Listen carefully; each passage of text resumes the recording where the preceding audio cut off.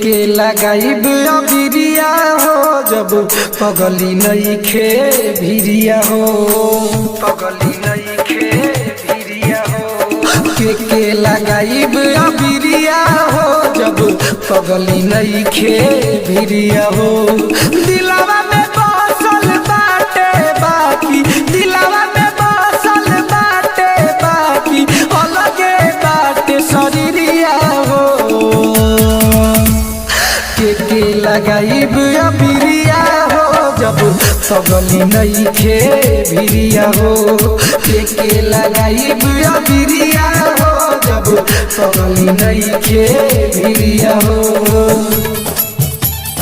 के लगाइब अबिरिया हो, अबिरिया हो।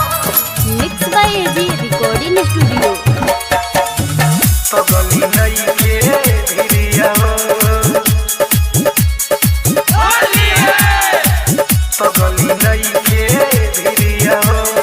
पिछला साल के बतिया सोच के अखिया बाटे लोराइल हो।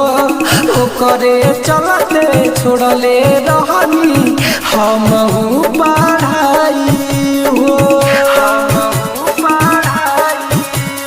पिछला साल के बतिया सोच के अखिया बाटे लोराइल हो। ओकरे चलते छोड़ दिल रहनी हमहू पढ़ाई हो। छोड़ दिल दिया साथ हमर, छोड़ दिल दिया साथ हमर, खाई के कसम क्रिया हो। के लगाइब अबिरिया हो जब पगली नइखे भिरिया हो। के लगाइब अबिरिया हो जब पगली नइखे भिरिया हो।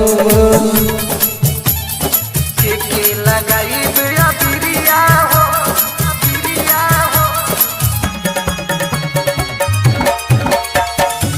पगली नइखे भिरिया हो, पगली नइखे भिरिया हो। समझ पड़े के सुना सुना लागताटे होलिया हो।